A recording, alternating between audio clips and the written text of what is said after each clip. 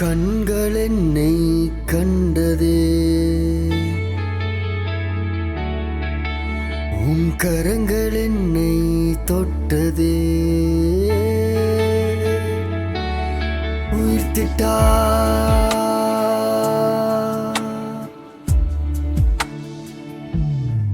ஏசையா,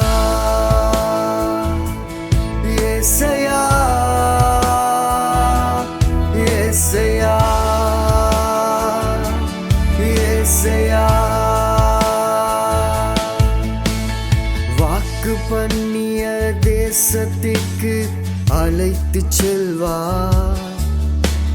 வாக்கு மாறாத தேவன் என்றும் காத்திடுவார். அழைத்தவர் அவரே, ஒரு நாளும் கைவிடார். கண்மலை மேல் நிறுத்தி உயரத்தில் ஏற்றிடுவார்.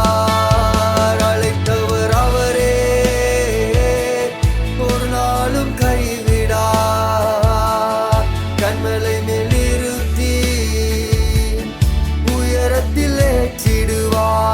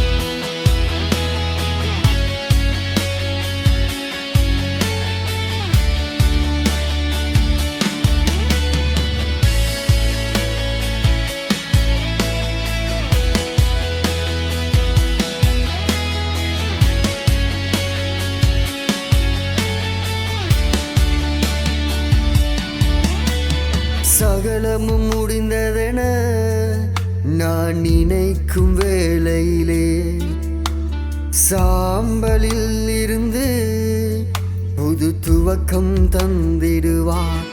மூடிய கல்லறையின் கல்லை புரட்டிடுவார். மரித்த நம்பிக்கையை உயிர்த்தெழ செய்திடுவார். மூடிய கல்லறையின் கல்லை புரட்டிடுவார். மரித்த நம்பிக்கையை உயிர்த்தெழ செய்திடுவார். உயிர்த்திட்டார், உயிர்த்திட்டார். உயிருள்ளவரை நம்மை நடத்திடுவார்.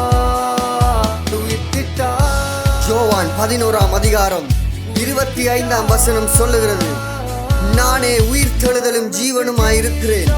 என்னை விசுவாசிக்கிறவன் மரித்தாலும் பிழைப்பான். இதோ என் தேவ ஜனமே, இயேசு கிறிஸ்து சிலுவையில் மரித்த போது இத்தோடு எல்லாம் முடிந்ததென எல்லாரும் நினைத்திருப்பார்கள். ஆனால் அவர் மரணத்தை ஜெயித்து 3ஆம் நாள் உயிரோடு எழுந்தார். அதுபோல எல்லாம் முடிந்து விட்டது, இனி வழியே இல்லை என்று நீ நினைக்கும் சாம்பலான சூழ்நிலையிலும் அவர் ஒரு புது துவக்கத்தை தருகிறார். மூடிய கல்லறைகள் திறக்கப்படுகின்றன. மரித்து போன நம்பிக்கைகள் மீண்டும் உயிர் பெறுகின்றன. மரித்த நம்பிக்கையை உயிர்த்தெழச் செய்யும் தேவன் நம்மை வாக்கு பண்ணின தேசத்துக்கு செம்மையாக நடத்தி செல்வார். சேர்ந்து பாடுவோமா? உயிர்த்திட்டார்.